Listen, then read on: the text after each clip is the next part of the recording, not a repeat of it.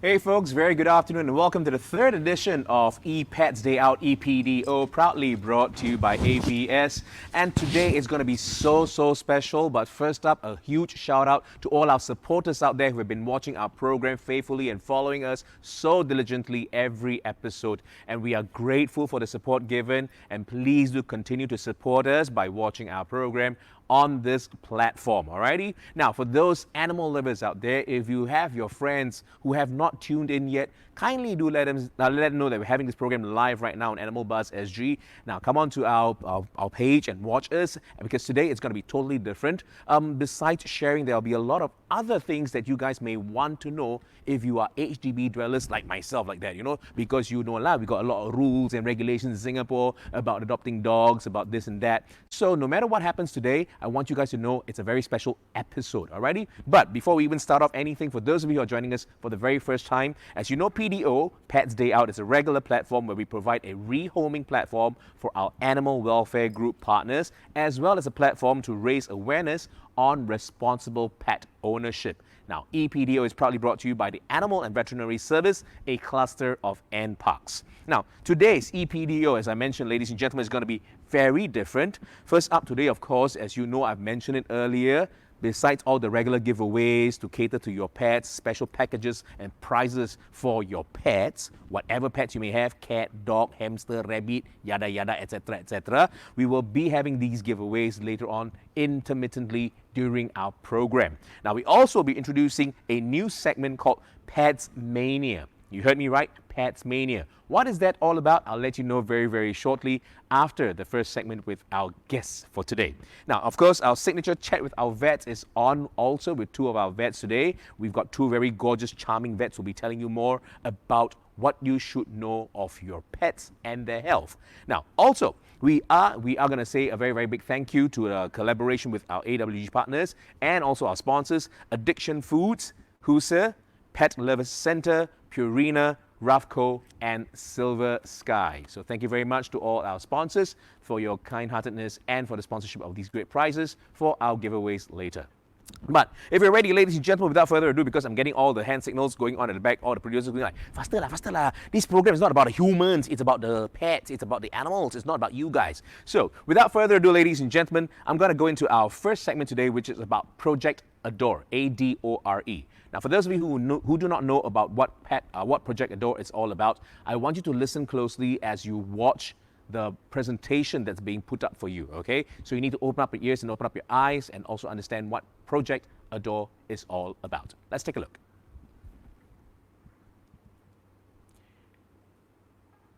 Now, for people out there who do not know what Project Adore is all about, it basically stands for Project on Adoption and Rehoming of Dogs. Taking adoption, ADO, and rehoming, RE, they came up with the name Project Adore. Now, it's launched as a pilot project in 2012 with the aim of rehoming mid-size mixed breed dogs up to 15 kg in weight and 50 cm in height in HDB flats. Now, this is also to help us reduce the number of strays on the streets. Now, Project Adore is led by the Animal and Veterinary Service and supported by the HDB. Now, AVS works very closely with partner AWG's animal welfare groups for the rehoming process, and currently there are 5 rehoming partners that are working with us closely. Basically, Action for Street Dogs, ASD, Causes for Animals, CAS, Exclusively Mongrels, EM, SOSD, Singapore, Society for the Prevention of Cruelty to Animals, SPCA. So as you know, ladies and gentlemen, being a pet owner requires you to be very responsible, requires you to have a lot of time and also the financial capabilities to look after these pets that you adopt or whether purchase. But more so on this program, we are talking about adoption of animals. Now, in February 2020, AVS announced a 10% increase in height limit from 50 cm to 55 cm for mixed breed dogs to be rehomed under Project Adore. Now, the weight of the dog will also be removed as a criterion for rehoming. With these revised criteria, about 25% more mixed breed dogs are expected to be able to be rehomed to HDB flats each year. We are highlighting that this today because we want you all to know that Singapore Specials deserve a second chance, no matter what they are, what sort of breed they are. Singapore Specials are also dogs. They are also lives that matter, and we want you guys to give them a chance to find them a lovely new home.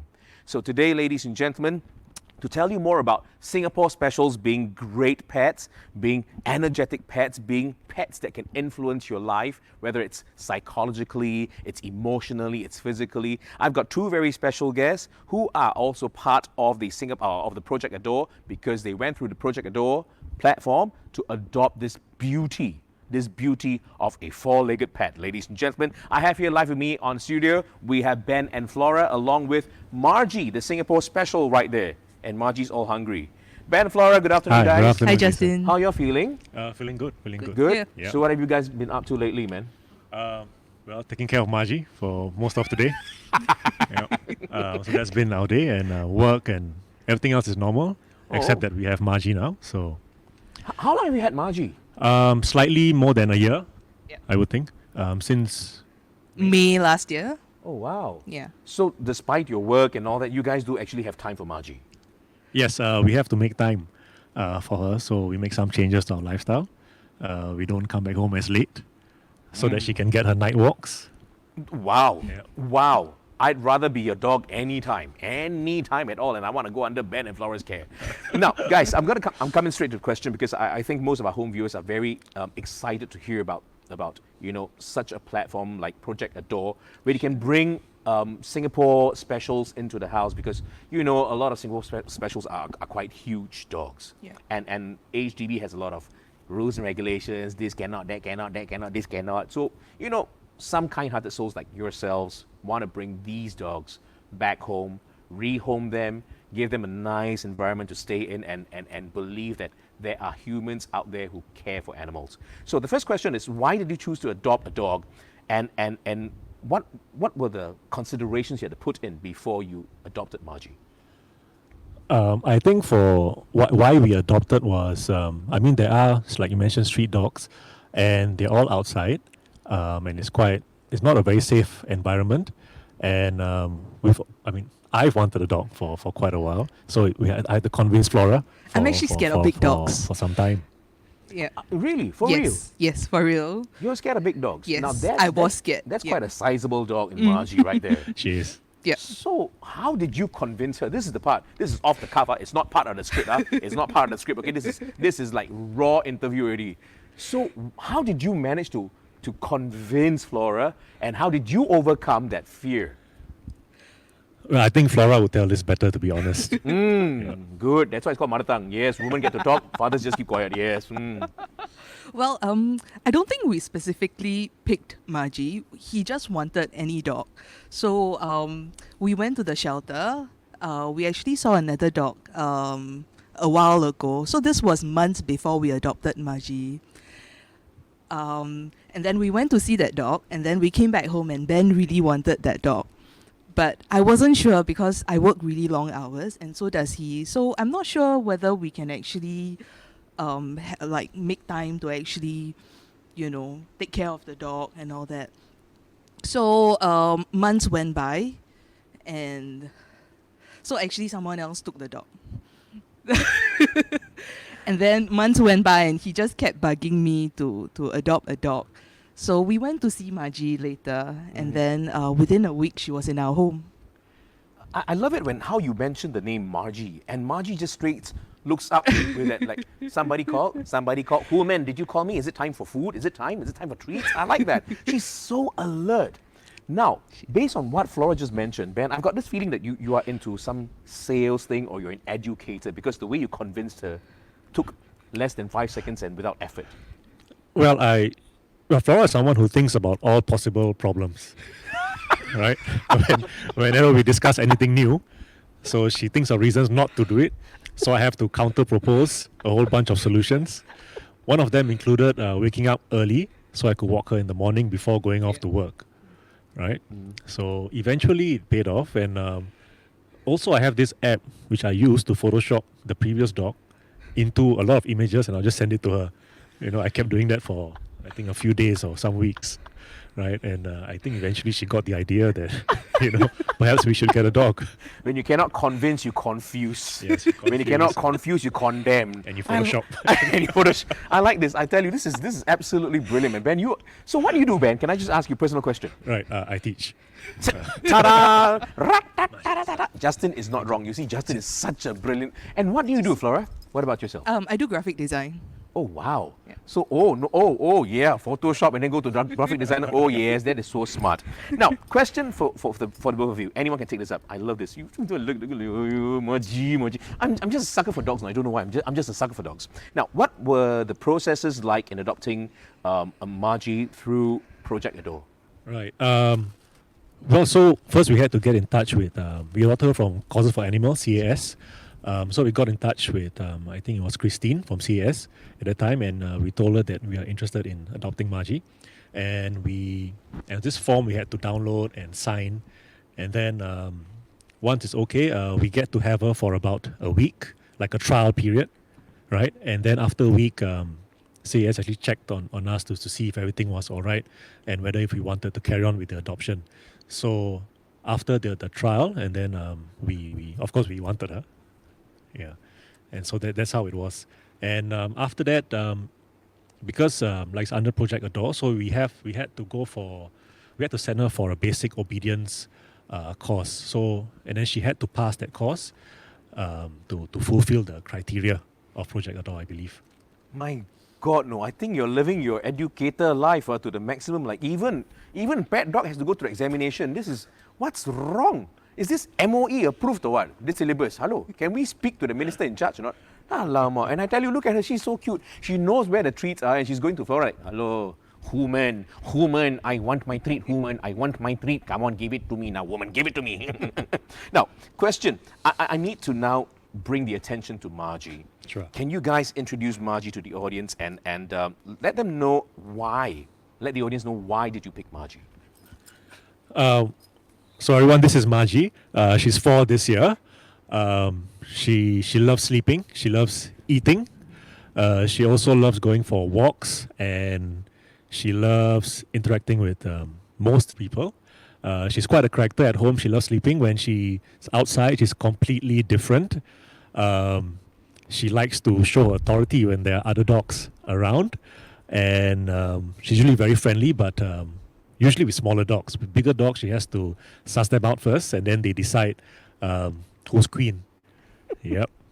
You sound exactly like my mom. Really, you sound exactly like my mother. Right, it would be very nice to other people, but then after that, come out, no, this is my territory. My kitchen is my kitchen. You cannot come in. I love this, man. So the question again here comes into, after adopting Margie, you guys are busy individuals. I know that because of graphic designing, educator, that's like another level of stress. So how has your lifestyles changed? So I think we make it a point to actually come back home to feed her and as well as to walk her. That's the first thing. And then to wake up, we wake up early to walk her. So if Ben is out, I make it a point to come back early and he comes back when I'm out.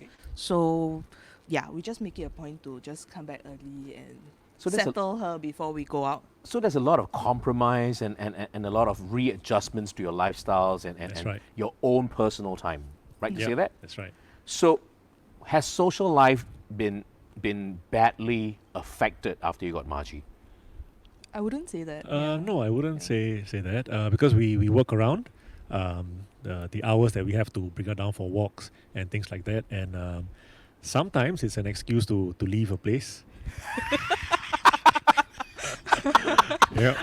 I love my guests today. I love my first 2 guests. I swear to you, they are just so upfront, so honest about it. TBH, actually no, I mean that's the best excuse, ma. So guys out there, men out there who are looking for an excuse to get out of the house, to move away from the wife, from a girlfriend, whatever, not, get a dog, get a pet, adopt one. You will have all excuses in the world to get out of the house. Brilliant, isn't it? I like it, man. This is coming from the words and the mouth of an educator. Listen, yes, this is certified, certified. I like that. So, look, I'm just in total amazement of Margie. She is so diligent. She's brilliant. she's like very alert and looking at things. And whenever she's being announced and introduced, she has this tendency to look straight at the camera and go like, yeah, you're talking about me? Yeah, I'm Diva right there. She's so cute, really. Oh my God. Can we swap places? Can I look after Margie now and you guys can just go for a holiday or something like that? I don't know, just go for a break in Sentosa, come back 5 days later, because I'm truly in love with your dog. She is such a star, really. Now, I'm going to ask you another very, very important question, especially to people who are staying in HDB like myself in housing, public housing, about having a dog this size and what can it do to a family. So what difference has Margie brought about to you guys? I think personally for me, I've like Flora mentioned, she was quite scared at first. So I've seen that change in her over the last few months. So she's become, I think, more patient and more understanding towards having a dog around. Yeah, so I think we improve as people if we have pets in general. And what's more, a dog like Margie, who we adopted, right? So she had some years being in the street. So I guess we can see that in her. Sometimes she gets a bit apprehensive when people are around, you know. So I think for me, because I had another dog, a family dog, back then, so I know that I can't expect the same thing, you know. So I guess we also have to appreciate her for the way she is, as much as she becomes more domesticated. Like for me, I wouldn't want her to lose her identity as that part of being a street dog, you know. Yeah. I totally agree. And I was just getting very worried when you started going like, you know, after getting Margie, you know, Flora has learned to be more patient, more. I was getting worried, bro. I was getting very worried that Margie will be permanently a fixture in the house and you'll be a fixture in the car park from today onwards. You know, I was like, don't go anywhere further than that, Ben, for the sake of your own good and your own welfare.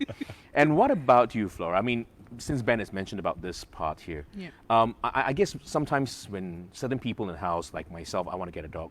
Same situation. My wife is like, no dogs. My mom, no dogs. Fur drop, so hard to mop, this and that. The whole house semak until like that. For what you get bloody dog? The house got not enough people to walk around already. Alamak, not see with this bloody house damn big or what? So how did you learn to adapt? You know what? I can totally relate with that because I used to be that person. Kan? I just said right. See, I'm not wrong. You see? Yeah, but really, she actually brings a lot of happiness into the household. So like on a tough day, like when you're out, you had a hard day at work. You come home and then she's wagging her tail. She's waiting for you, and she's so happy to see you. And you see like the purest kind of love from a dog, and it makes it all very worth it. This is like a joke that a famous comedian here in Singapore actually mentioned before. Putting a child in the car and a dog in a car under the hot sun for 1 hour. You go out grocery shopping, you come back 1 hour later, the child screaming like a mad banshee, but the dog still wags its tail, comes to you and licks you and loves you like nobody. So it's better to have a dog than to have children. I'm not saying anything wrong here, I hope. And I hope people in the public are not going to go like, oh my God, this is child abuse. This is child abuse. It's not right. Now, I'm going to bring this whole thing back to Project Adore because this segment is under Project Adore anyway. So we want to sell a bit of koyo, like a bit of like sell good plaster, do a bit of sales for Project Adore, and we want to create the awareness for Project Adore.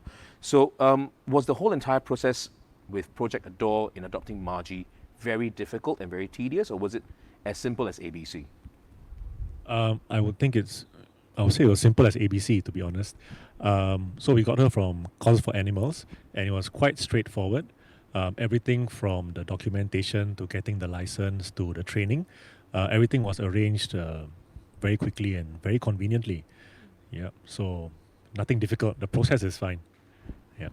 See? It's nothing difficult. So it's always good to have a particular organization, a platform that can help you guys in adopting a Singapore Special or any pet that you wish to. So like I mentioned, this program is to create awareness of the various AWGs that we have and also the partners that we have and how you guys can go about adopting pets and giving them a better home instead of staying out in the streets. Because picture yourself in the shoes or in the paws of these cats, dogs, whatever not, hamsters, rabbits, yada, yada, yada, putting yourself in the street and wondering where your next meal is going to come from. So if you guys can actually give a home to Singapore Specials, in this case, why not? Why not look for Project Adore and CAS, and these guys can help you out in your adoption plan and help you to cater one.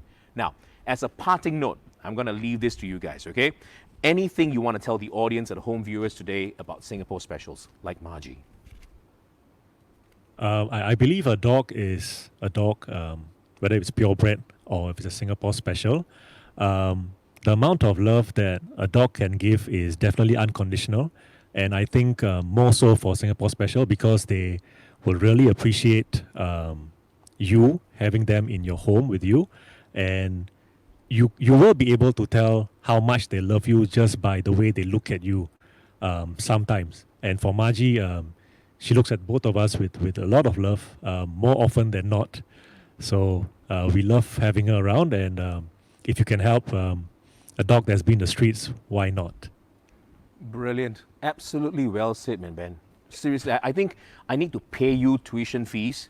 You come to my house, you teach my 2 dogs, as in they're called sons. Yeah, teach them about love, because after I had my major op for my ACL, meniscus, and my cartilage, there was no love at all.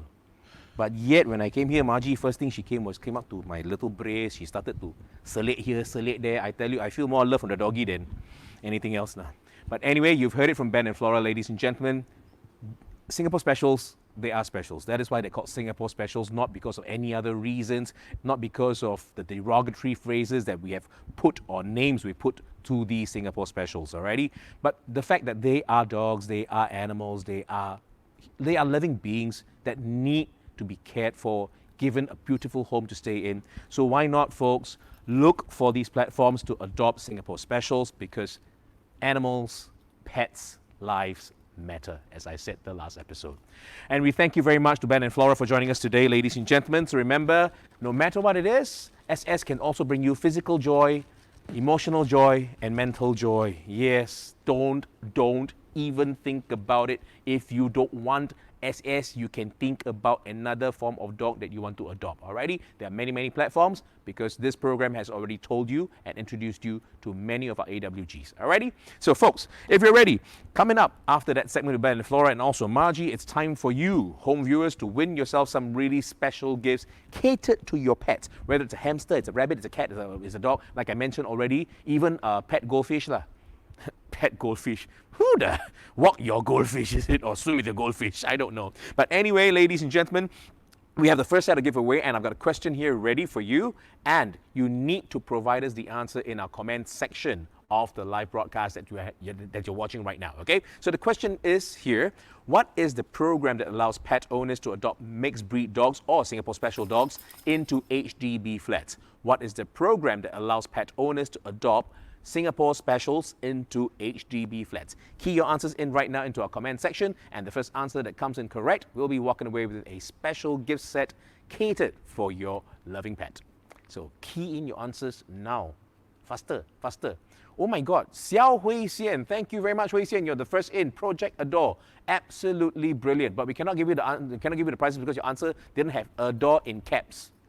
No, I'm just joking. Don't so angry. Oh my God, I could sense your disappointment straight away when I said that. So Project Adore, Xiao Hui Xian, congratulations. You're the first answer incorrect, and we'll be having our backroom team to get in touch with you to cater a special gift for your beloved pet. Alrighty? So without further ado, ladies and gentlemen, from Project Adore, we now move on to everybody's favorite segment of our program, which is Chat with Our Vets. I love how creative the whole entire crew is and the backroom team is. Chat with our vets. Today, we have 2, not 1 vet to talk to you. So who do we have in line from AVS, ladies and gentlemen? Dr. Alwyn Tan and Dr. Shawn Chia. So it's over to our 2 very good-looking vets. Thank you, Justin. Good afternoon. I'm Dr. Alwyn Tan. And I'm Dr. Shawn Chia. And we are veterinarians from the Animal and Veterinary Service, a cluster of NParks. The AVS is responsible for safeguarding animal health and welfare in Singapore. So our first topic today, we are going to talk about how to care for your pet at different stages of their life.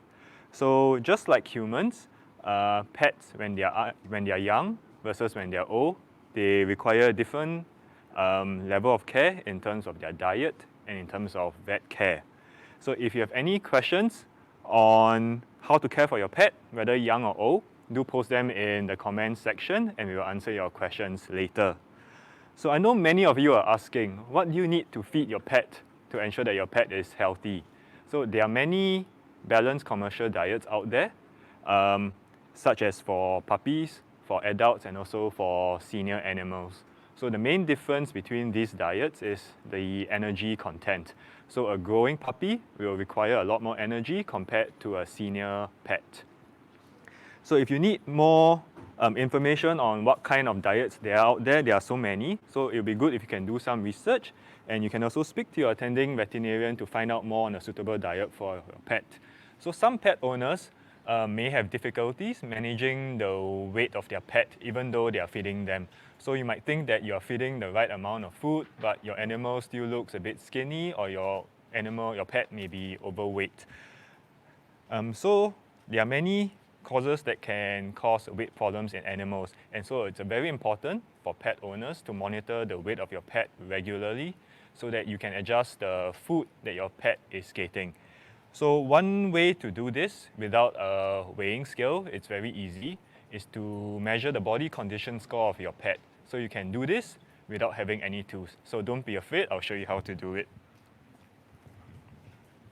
So we have a model of a dog here, and for body condition score, you can do it without any tools at all. So the first thing you want to do is to look at the ribs of your dog on the side.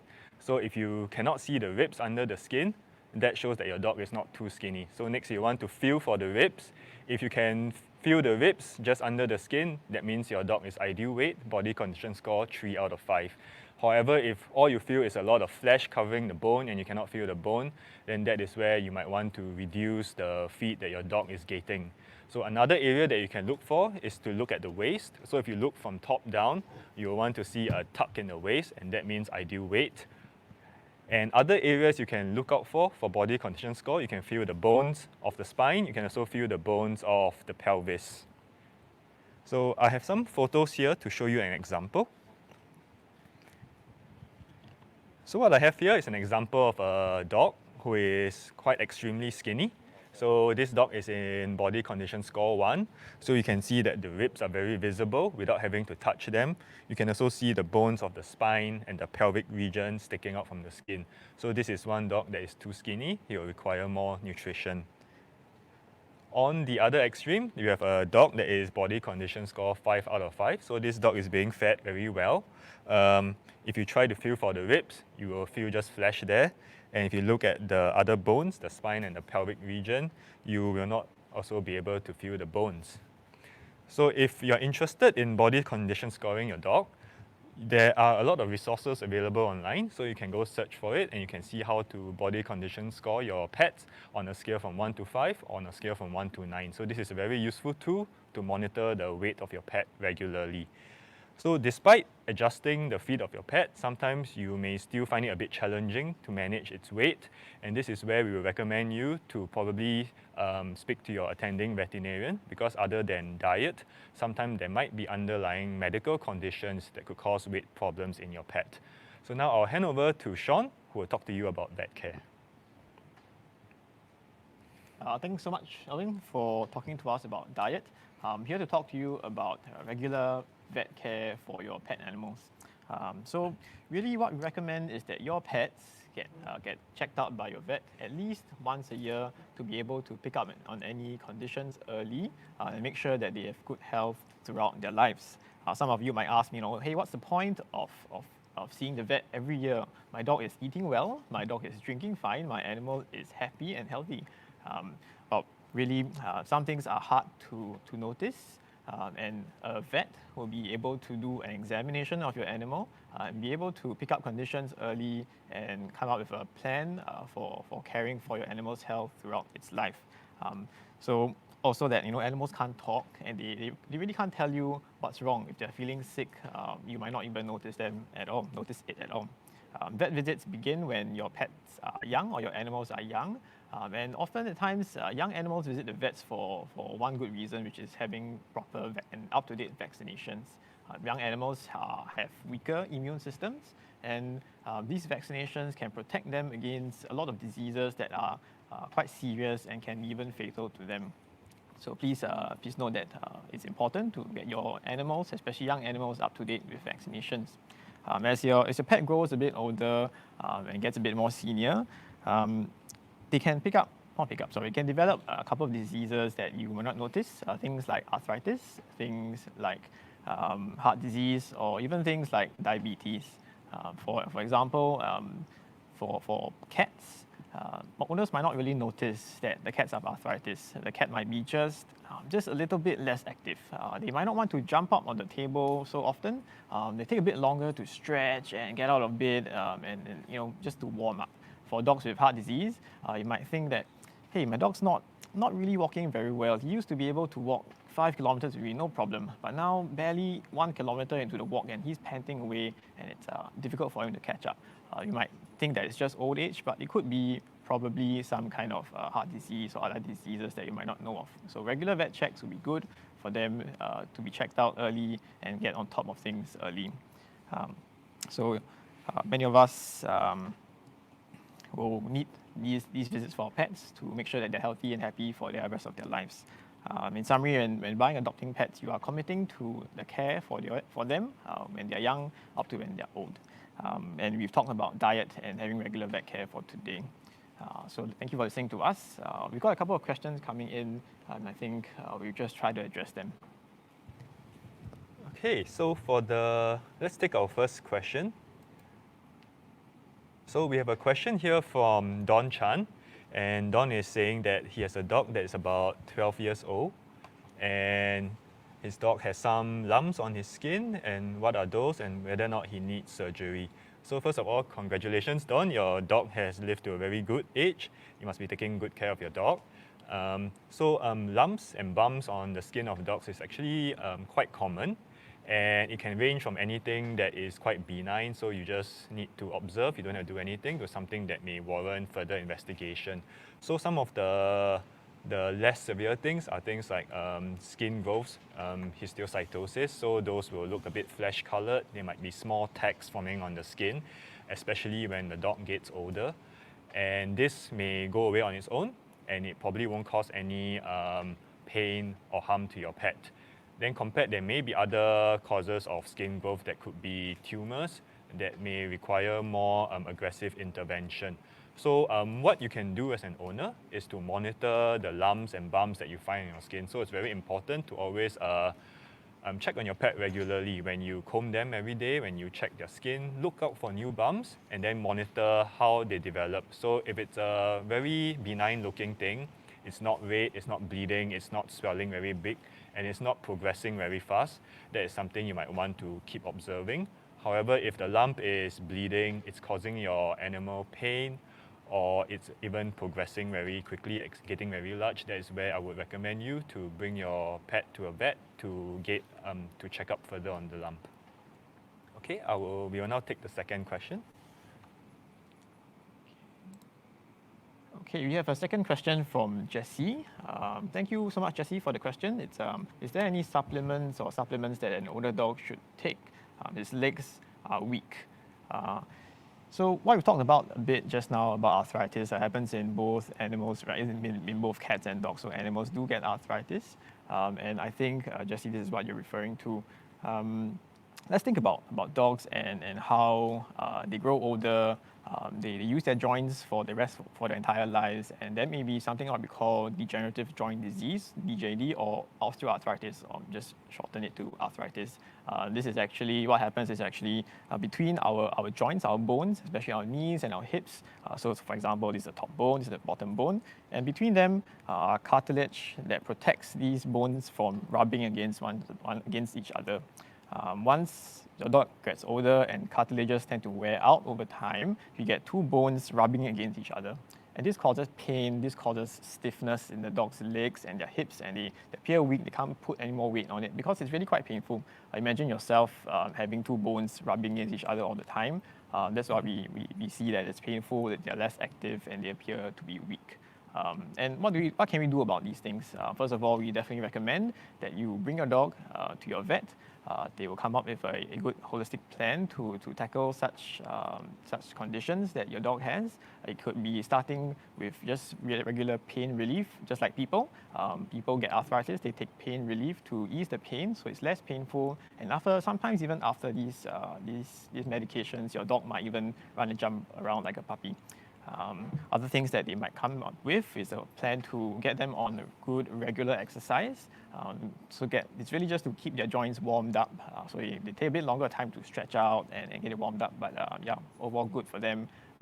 And also they might want to think about your weight and see, is your dog having excess weight that's putting too much pressure on your joints that's causing all these problems. Supplements may be recommended also by your vets to lubricate the joints. That's how I like to think about them.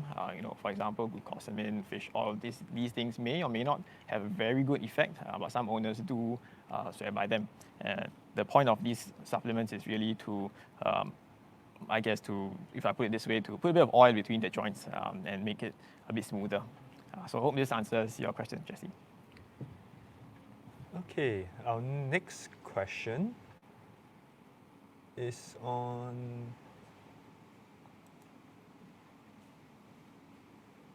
from Tara Chua. So Tara is asking, can we give some advice on how to prevent dementia in dogs? And this topic is not commonly addressed. So thanks, Tara, for this question. So as our pets are now living longer than before, we are starting to get evidence that pets can actually develop signs that are similar to dementia. So they may have changes in their behavior. They may also have changes in their normal routine. So I think before we get to how to prevent dementia, let's look at how to keep your pet healthy as they grow, as they develop. So it's always good to ensure that your pet has all the care that it requires, nutritious food, access to water, enough space to rest, and also enough mental stimulation. So you want to make sure that you provide toys for your pets. You also provide the training that they need and also maintain an active lifestyle. Take them out for exercise regularly. And it's always good to maintain a routine with your pet. So as your pet older, you might start to notice changes in its behavior, in its routine. And that is where you, as a pet owner, what you can do for your pet is to make sure that your pet is still comfortable, it has still all the care that it needs in its life. So for example, if your pet's behavior has changed, you want to assess, is your pet still getting enough nutrition? Like, is it still eating its food? Is it still enjoying its food? Otherwise, you might want to do some intervention to see how you can increase its nutrition intake. And water intake is very important. So usually you have a water bowl at home. You want to make sure that your pet has access to the water bowl. If need to, you might need to change the position, change the design of the water bowl, or you might want to even provide multiple water bowls at different locations in the house. Of course, exercise, going on walks for dogs, or playing with your cat is very good mental stimulation. You should always maintain this for your pet. And these are some of the measures you can take to keep your pet healthy, and also to slow down any progression of any old age chronic diseases. And if you need further advice or something more specific, you can always speak to your attending veterinarian to get more details. Okay, we have another question from Jessica Gan. Thanks, Jessica, for the question. So our question is, does skin itchiness and apoquel cause poodle to lose weight? So Jess, I think having dogs with itchy skins and itchy ears are a very common thing that many pet owners experience, and I'm sure you're not alone with this, and sometimes might be quite difficult to manage. Skin itchiness can come from many different types of sources or causes. Might even be might start from skin infections, bacterial infections, fungal infections. Could be what we call ectoparasites, so ticks and fleas, and these things can be treated. And what happens with skin infections, especially with dogs, is that they get things like hot spots, and these hot spots that you see get red, they start to ooze a bit of plasma, they get a bit sticky, so it's the body's reaction towards all these inflammation and swelling that's going around their skin. And then of course, your skin covers your entire body, right? So it's a big piece of organ that's covering you, and if your entire skin gets inflamed and quite swollen and it starts oozing a lot of pus and nutrients from your body, you can actually lose weight from these things. And people often forget that when you bleed, when you ooze out plasma, you can actually lose weight from these things. But I'm not saying that right now, for your situation, skin itchiness and eating apple coir will cause your poodle to lose weight. I think that there are many causes to skin itchiness, and we should talk to your vet to get a holistic plan to find out actually, is your dog eating enough? You can start from the top. Is your dog eating enough? Is there anything wrong with his gut? And is he absorbing enough nutrients even though he's eating as much? So before we jump to that, we need to rule out all these other causes as well. Okay, thank you. Okay, and we have time for one last question. So we shall take the question from Grace Lim. So Grace is asking how to clean the face area of a dog which keeps moving his head around. So we're trying to clean his ears and eyes, but he keeps moving. So I think routine cleaning and taking care of your dog can be a challenge, but it's very important to maintain the area around of the head clean. So you did mention the eyes and the ears are important, but I want to say the teeth of your dog is very important. So dental care is important. So if your dog is not very comfortable at first with you touching its head, what you can do is through training, you want to start very gradually. So you don't want to go straight in and start poking things into your dog's ears and your dog's eye, because that may be quite unpleasant to him and make him resent the activity even more. So start slow. Maybe first, if your dog is not so comfortable, get your dog familiar with your hand being around its head. So put your hand close to its head, let your dog smell your hand. When he accepts you, give him a treat. And keep repeating this. The more he gets used to you, the further you can go. So you can start bringing the ear cleaner bottle close to his ears. You can start lifting his ears and putting the bottle into his ear. And then when he's even more comfortable, that's where you can squirt the ear cleaning solution in, massage, and then get a good clean of the ears. Same for the eyes, same for dental care as well. And throughout all this, it's very important to keep the experience positive so that your pet will enjoy it.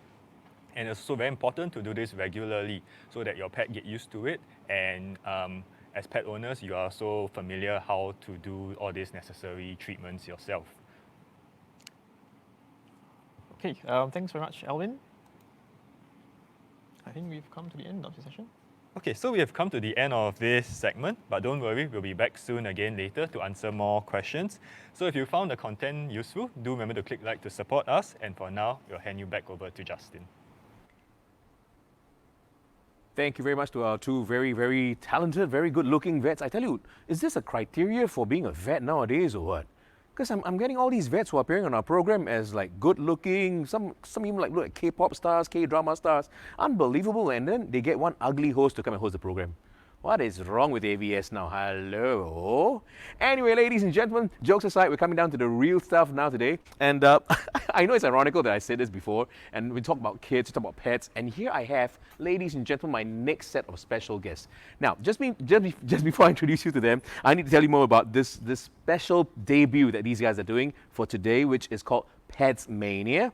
And from Puppy Colors, I'm getting a bit nervous because I'm also getting nervous watching Ace right there, which is the collie that you see on my right or just in front of me. And as you know, I'm in this position and it's quite uncompromising for me. It's kind of like painful, but we'll work through the pain barrier just because we need to bring information to all of you out there. Now, some of you may not know what Pets Mania is all about. It's basically a program where children are given the opportunity to participate in role-playing experiential activities of being vets, being pet groomers, and even being dog trainers. So in this program itself, we have kids of a very young age to even teenagers learning about the responsibilities and the commitments of being a pet owner and how to treat pets right. Because you know, most of us parents are just sucker for our kids. Anytime we want a dog, we go out there, we buy one, we adopt one, we come back, and then we realize that, hey, we don't actually have the time and the financial capabilities to look after a dog. And then we start to do all the unnecessary stuff of putting them up for adoption, putting them in homes and stuff like that. So here on this platform from Pets Mania, ladies and gentlemen, I've got our two very special guests. Barbara right there, our professional dog trainer, absolutely gorgeous. And I thought Nicole Kidman was here with me live in the studio. And along with me right there, this young, charming man, Lucas. Lucas, I'm just gonna talk to you first, okay? Lucas, can you tell the audience how old are you? I'm 8. You're 8 years old. Oh my gosh. Now, Lucas, I'm going to give you a very special gift, okay? If you can get the answer right to this question, the prize is yours.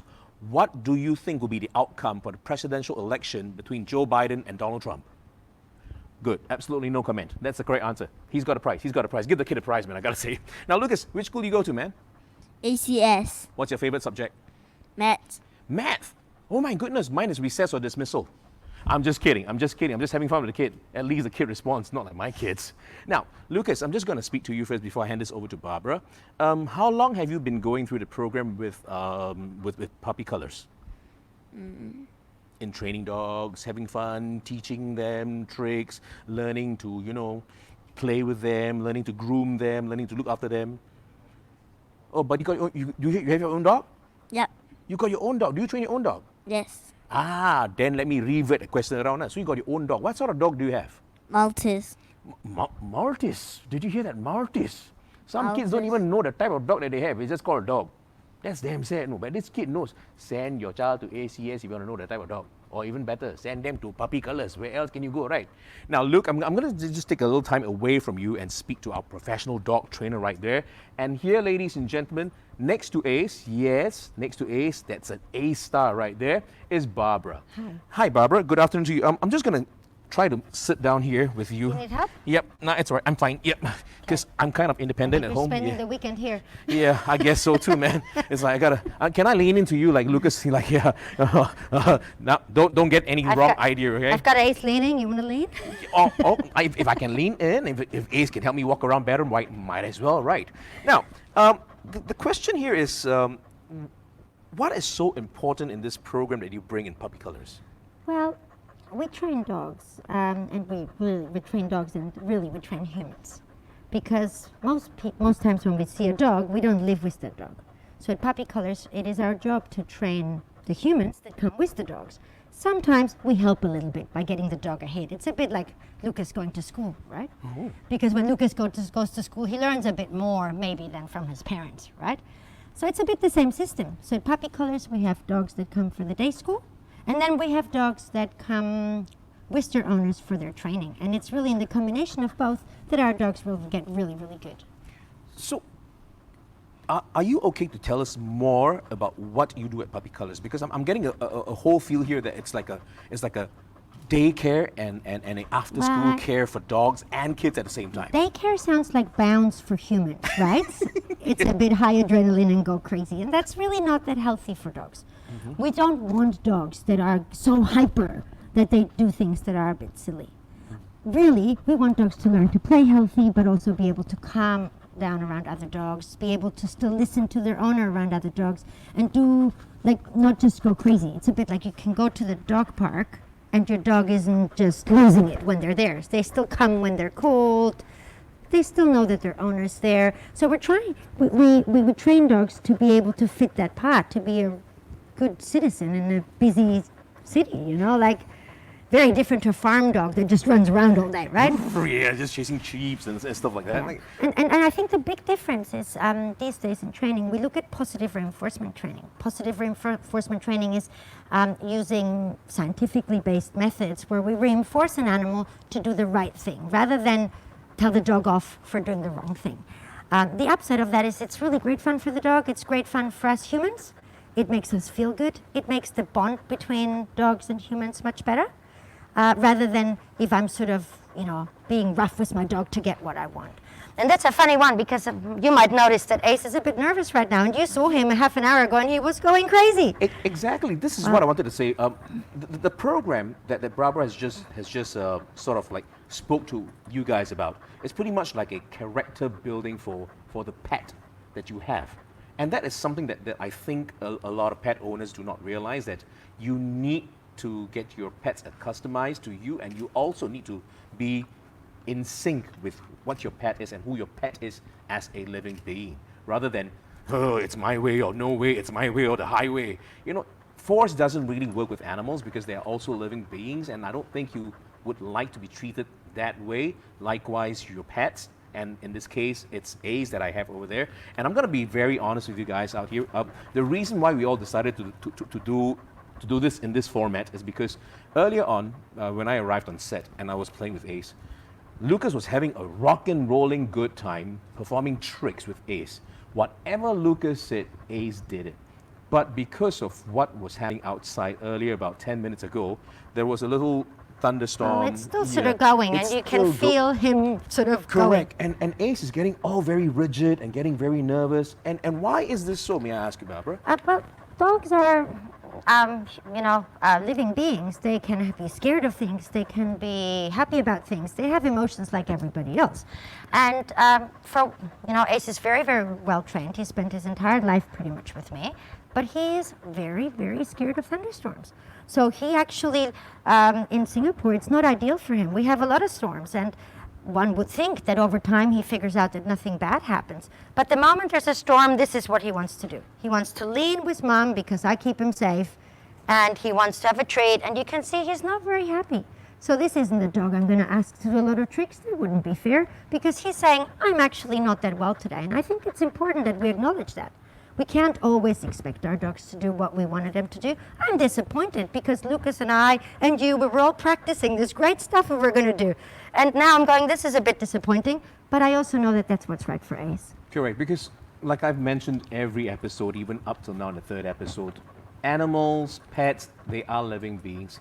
They have emotions, they feel too. And dogs are really sensitive animals. And sometimes if you have read up in books and in reports around the world that when anything big is about to happen in terms of natural disasters, catastrophes and stuff like that, dogs do have that sixth sense that says, hey, something's going to go down and it's not going to be really good. Like in this case now, Ace knows something's not right here, not right at all. But earlier on, like I mentioned, when I was watching Lucas have fun with Ace, it's like, oh my goodness. And I thought Ace was Lucas's pet. So, Lucas, what is the name of your pet dog? Leo. Leo. Why not any other name? Donatello, Michelangelo? Because we adopt him. Oh, because you adopted him. So the name came with the dog. Yep.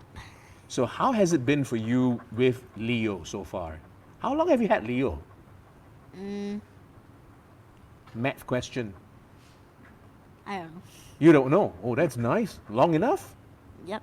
So is it fun to play with Leo? Do you have a lot of problems training him? Or do you have a lot of fun training him? I have a lot of fun with training him. Oh, that's nice to know. Now, Barbara, I like this fact that Lucas said, I had a lot of fun training Leo. So in this sense of the word speaking, how important and what are the characteristics of what you teach with the kids or with anyone that comes along the way that says, hey, Barbara, I need you to teach me how to train my dog, how to have a better relationship with my dog? The most important characteristic of it is the dog has to have fun while he's doing it. If I can get the dog to have fun while he's doing what we ask him to do, he's going to keep doing it. And if it's fun, it's going to make the bond between the owner and the dog better. It's going to make the dog enjoy being there with you. And ultimately, it's actually going to make you feel better too.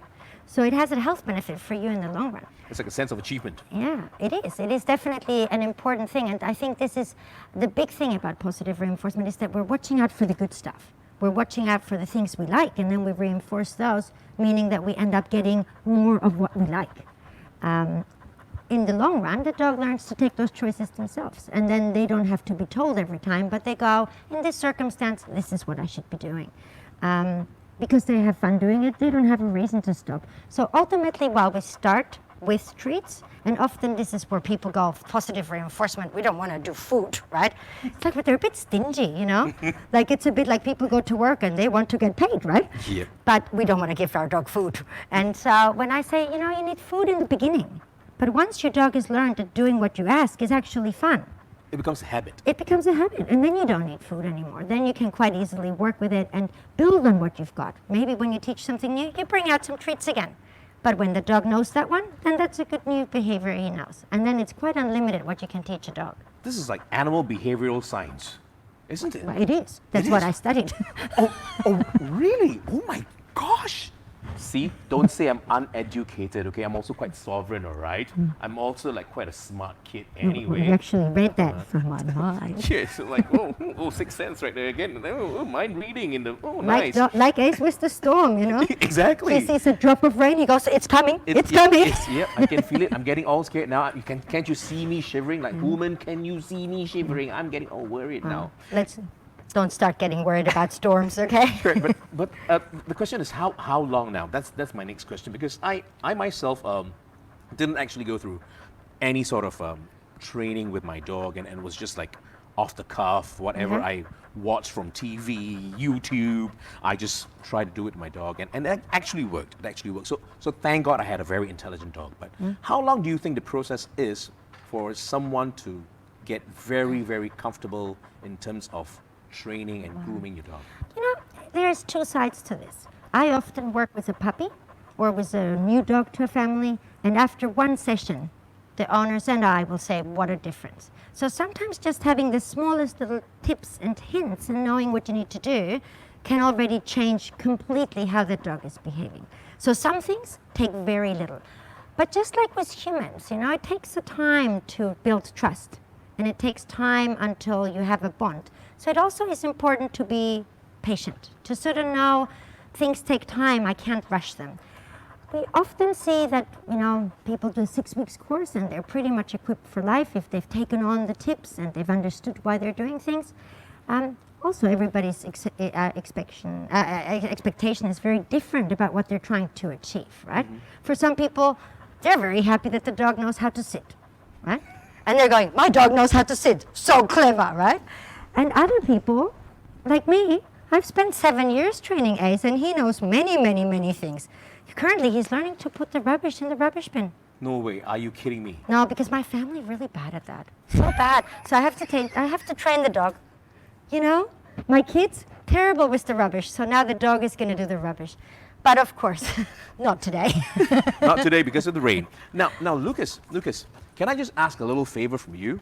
I'm going to try to ask the camera crew to focus more on you right now. And I noticed earlier you were rewarding Ace for everything that he did right. Do you think you can do this old uncle a little favor and maybe just go over there and give Ace a little treat, and maybe just get him to put his paw into your hand, like a little 5 kind of thing. Give me a 5 kind of thing. Let's Do you think see you if he can do Yeah, it. let's see if Ace can do that right now, because we just want to show that, hey man, Lucas is the man right now. There's a treat Alrighty, coming. Lucas, you want to go to the side and see if Ace can do this? Alrighty, Ace, you okay? Ace? Yeah, Can you do relax. paw? Can you do paw? Yeah, Ace is still shivering right there. Folks, if you're Poor watching Bob. this, Ace is still shivering. The rain is still pouring outside where we are filming right now. And you can see that Ace is kind of like, yeah, I want that, but you know, I'm still scared. So humans, please understand, I have emotions just like you have emotions. Don't get me angry now. If I get angry, I'll just ignore you. And this is so, look at that. Look at this. Look at Lucas having so much fun. And Ace is not even his pet. So meaning, over here at Puppy Colors, you know that kids even as young as Lucas's age is able to have a very, very close bond with an animal.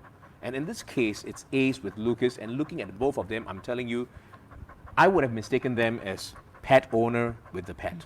Can I say something though? Yeah. Because I think it's important to remember this is partly because Ace is already very trained, and it's also because Ace has been around a lot of children, and I have my own children, so he's grown up with those.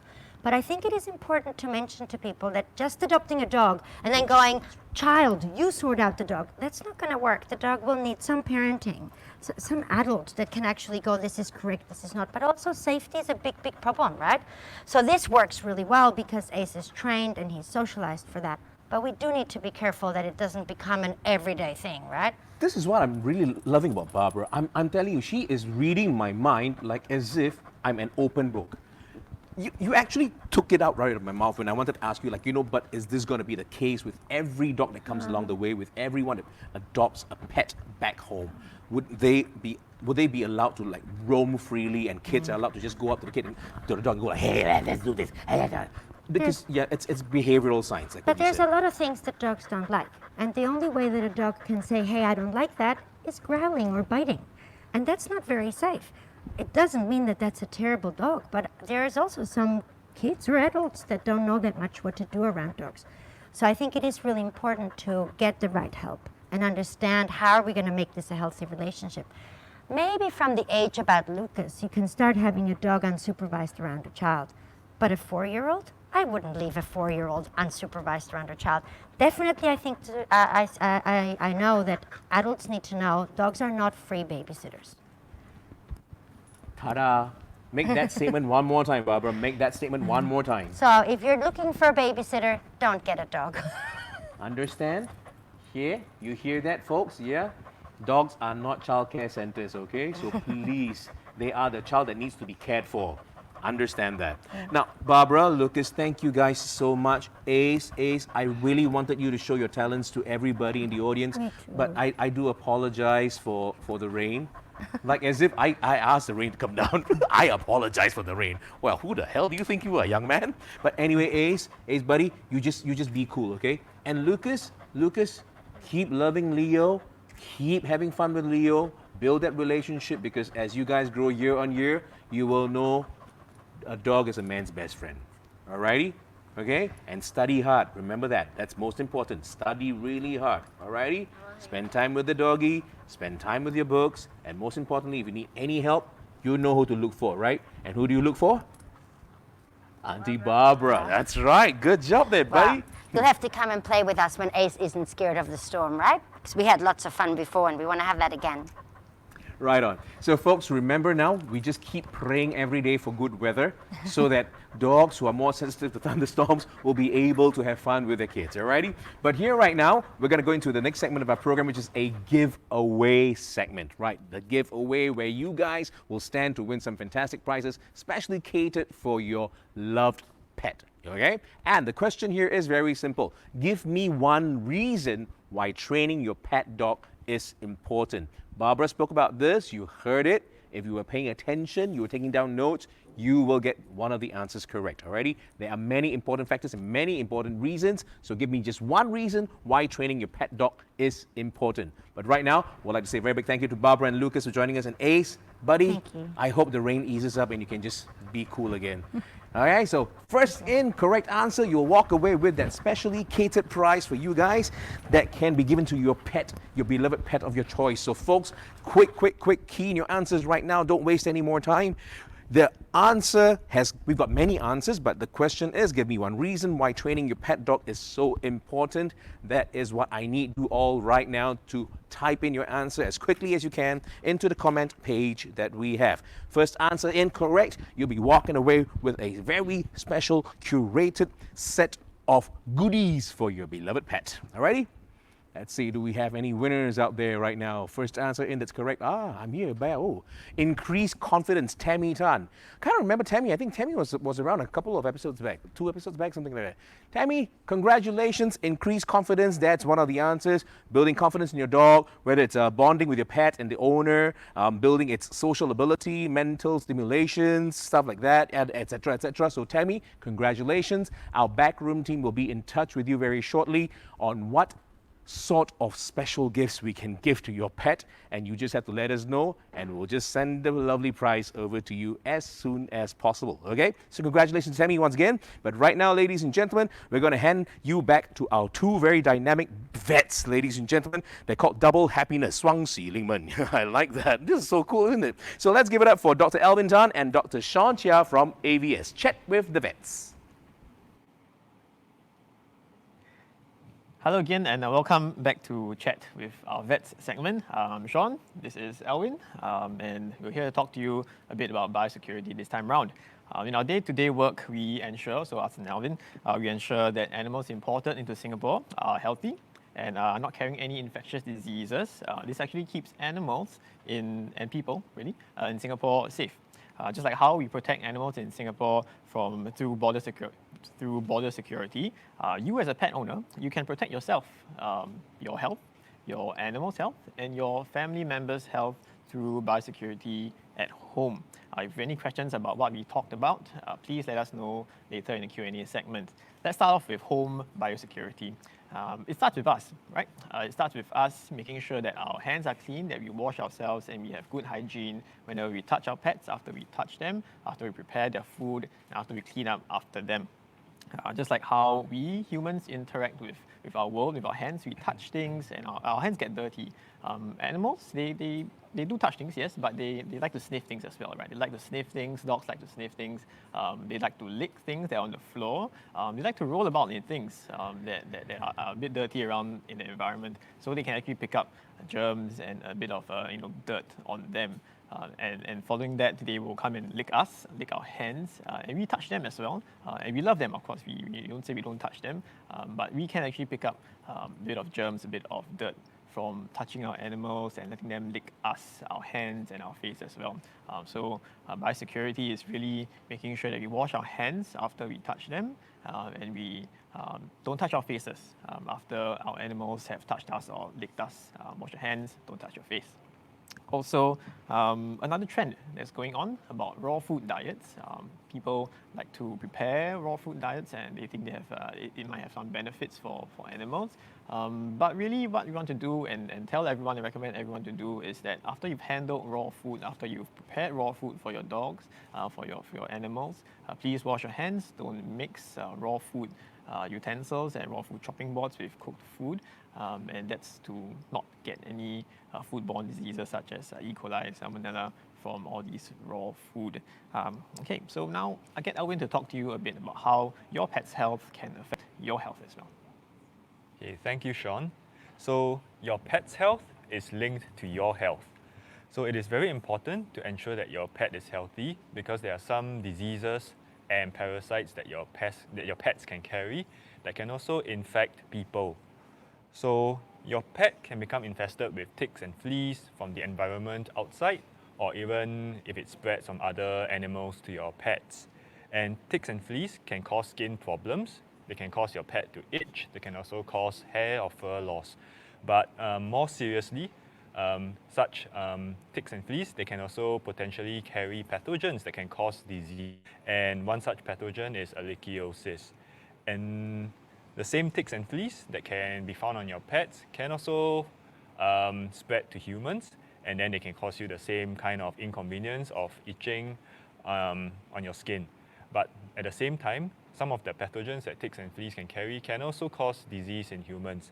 Therefore, it is very important to have regular treatment to prevent ticks and fleas in your pets. So there are many products out there that you can consider for tick and flea prevention.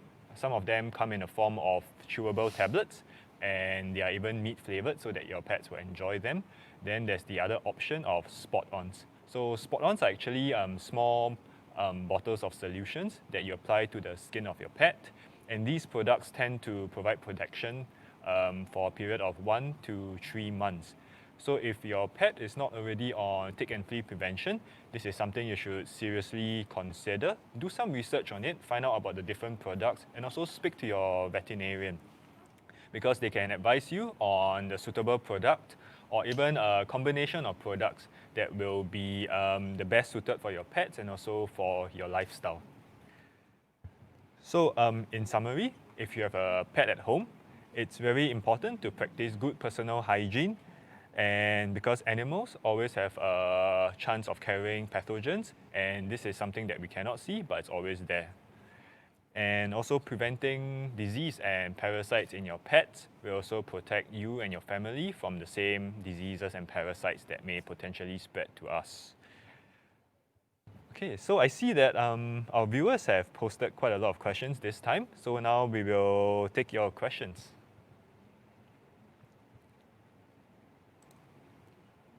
Okay, we've got a question from Kim, and this is regarding the earlier segment they were talking about senior pets. The question is, my 10-year-old female dog occasionally leaks urine when she gets up from her sleeping position. What should I do? Kim, thanks so much for your question.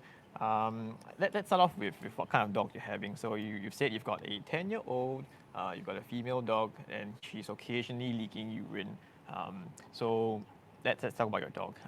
Female dogs, which are spayed, they may actually develop what we call urinary incontinence. That's what you're experiencing right now. So that's when you see a bit of urine leaking when she stands up. This is not, it doesn't happen to every spayed female dog. It happens to some of them. It is likely due to hormonal influence after spaying. That could have led to a weakening of bladder muscles that could lead to these kind of incontinence. So this could be one reason, but there could also be many other different reasons why incontinence is happening. We definitely recommend that you talk to your attending vet about this, as urinary incontinence could mean a lot of different things, from urinary infection, could be kind of bladder stones that could be causing a bit of uncomfortableness that could be also causing this urinary incontinence. So please do seek out your vet and get a holistic plan worked out for her. Okay, for the next question, we have a question from Shawn Wee. So Shawn says that his cat is losing fur on her belly, and what could be the reason for these? So hair loss is quite a common clinical signs in pets. So there can be a few reasons why your cat is losing its fur. So some of the more common reason that we can think about is, could it be due to fleas? So is your cat already on a flea prevention treatment? Because fleas, although they can be visible with the naked eye, they're actually quite small and they tend to hide in dark places. So one way you can really check whether your cat has fleas is to use a piece of wet tissue paper, and you dab on the areas where your cat is resting. And if you see red spots forming, which is the digested blood from the fleas, then that could be a sign that your cat has a flea infestation. Some other skin problems that can cause hair loss include bacterial or fungal infection, and those you can bring to your attending vet for further investigation and treatment. There are also other causes of hair loss, and one of it could be behavior. So if your cat is stressed at home, or if there's anything causing your cat stress, then this could potentially cause them to over-groom themselves. And again, even though your cat might do this, as an owner, we may not see it because cats are quite mysterious. They might only do it when we are not looking. So it's very important to keep a lookout and also try to observe your pets when they are at rest, and not just when you're there and your pet is in front of you. And of course, there may be also underlying medical conditions that can cause hair loss in cats. So for example, if there's any area of their body that's causing pain, that can cause them to groom themselves excessively, which will lead to hair loss. And there could also be other medical conditions like metabolic disease, like hyperthyroidism. So do think of all these options. If you cannot find the cause of the hair loss, I would recommend that you take your cat to your vet for a full body checkup to find out what's wrong. Okay.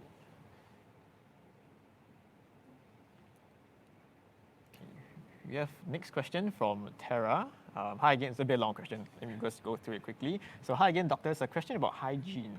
We all know that dogs love to sniff other dogs' pee. It's their way of interacting with the environment. Is it okay to let them do that? Is there any real risk of disease transmission? How do we strike a balance between hygiene and letting our dogs have an enjoyable walk? Thanks, Sarah, for your question. Let's just do it part by part, shall we? So yes, we do know that, and we did talk about that, that dogs do love to sniff the pee of where other dogs have peed, and we can't stop them from doing that. That's part of how we interact with the environment, just like how we go and touch things and how we look at things and we press buttons and we press lift buttons. That's how they interact with their world. And is it okay to let them do that? I think it's okay. This is how they get to know the world around them. You wouldn't restrict ourselves from living in a bubble and not touching anything. And really that it's, they sniff things and they pick up so many more things than what we can smell. And that's great for them. They're being stimulated with different types of smell, and that's good for your dogs. Is there any real risk of disease transmission? There are a couple of things that could be transmitted through urine, such as leptospirosis, but I think you've got to balance, like what you said, you've got to balance a bit about having an enjoyable walk where your dog can go out and have a sniff along the road, sniff what's in the grass. You won't actually really know whether another dog has peed there before. I would say please don't restrain your dog from being able to sniff things when he's walking.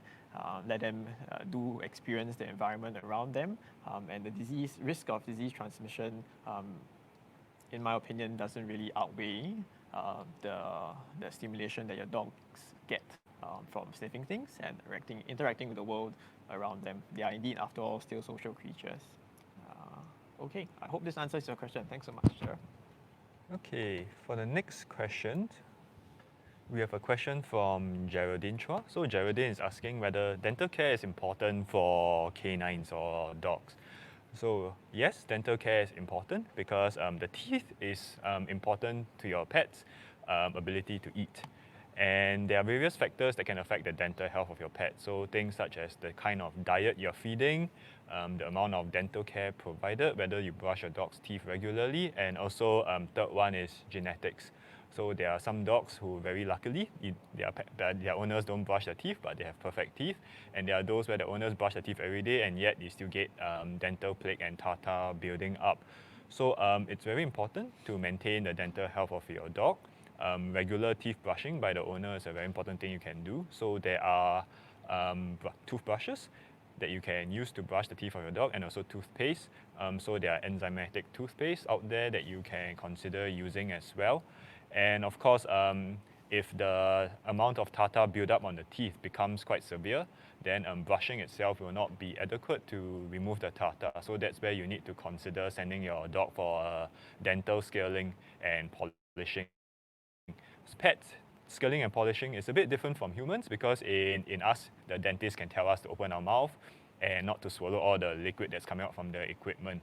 But dogs are unable to do that, and the use of the dental equipment can be stressful for them. That's why for a dental scaling in dogs, it has to be done in a veterinary clinic under anesthesia. And this is where your vet can really get into your dog's mouth and really clean up all the tartar. And then that's where you then take your dog home and you continue with your regular routine again to reduce the buildup of tartar over time. Okay, thanks, Alwyn. We've got the next question from Joey. I'm sorry, I hope I'm pronouncing your name correctly. Let's just go through your question. My dog is normally very healthy and active, but occasionally he gets sick and gets diarrhea.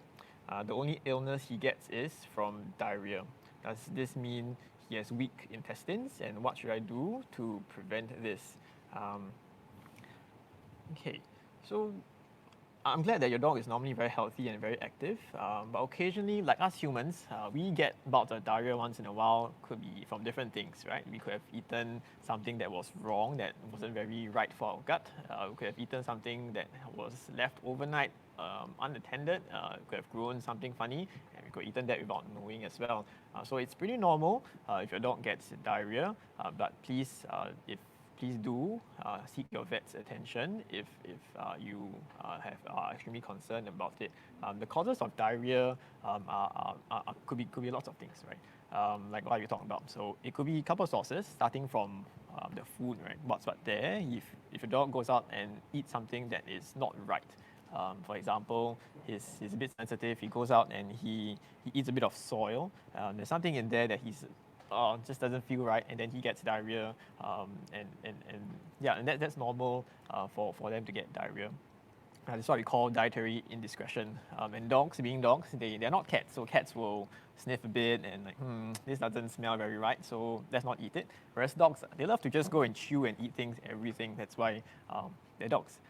So please do seek your vet's attention if the diarrhea becomes quite serious. For example, you see lots and lots of diarrhea that's happening. If you see a lot of fresh blood that is coming out that you can't control, if he's trying to he's losing weight also from diarrhea, he's getting dehydrated, checks mucous membranes, is he well hydrated? If these things are not right, your dog's not showing these signs of serious diarrhea, then you do need to seek your vet's attention for this. Okay, and we will have to take our last question for this afternoon. So we have a question from June Teo. So June is asking, why does my dog like to lick and nibble at his paws? His fur between his pads are short and does not seem that there are any insect bites. So again, with all potential skin problems, there can always be several reasons. But from what you are describing here, one of the potential reasons could be due to allergy causing the skin to itch. So there are a few kinds of different allergy in dogs. One of it is contact allergy. So the paw of your dog will touch different surfaces in your house. It could be surfaces that have come into contact with chemicals such as different kinds of detergents. So some pets are allergic to certain chemicals, and that can cause their skin that come into contact to itch, and that's why they nibble on the affected skin. Another cause of allergy could be food allergy or even allergy to environmental allergens in a condition called canine atopic dermatitis. So in such a case, it could be something in your dog's food or something in the environment that causes an allergy in your dog, which then leads to them biting and chewing their paws. So this is something that you would really want to bring your pet to the vet to do a checkup, and then they can advise to you on whether it is an allergy and what is likely causing the allergy. So I think we have used up all our time answering all your questions today. And thank you for all the many questions you have submitted. For those questions that we were unable to address during this session, don't worry, we will be answering you individually soon. And I think we have come to the end of this segment. If you found the content useful, do remember to click like. And for now, we'll hand the time back over to Justin. Thank you very much, Dr. Alwyn and Dr. Shawn. I gotta say, man, watching Dr. Shawn talk, it's like all of a sudden I'm watching like an episode of Running Man. He looks like that host there, and it's like, wow, like, man, and Dr. Alwyn, like one of those Korean actors that very hunky. I tell you, really, is this a Pet's Day Out or is this like some K-pop show? I don't know. Vet's Day Out, okay lah, Vet's Day Out. I just heard them saying in the background, I can hear. I got in-ear. These are in-ear monitors, they're not hearing aids. I'm not that old yet, okay? But anyway, before we sign off today, ladies and gentlemen, we've got one more round of giveaway. Yes, we do things in threes. So this final round of giveaway, the question that we're gonna ask you, first answer correctly, you will be walking away with a very special curated set of goodies for your beloved pet. Alrighty? So if you were paying attention to what Dr. Alwyn and Dr. Shawn were saying, please answer as quickly as you can in the comment page.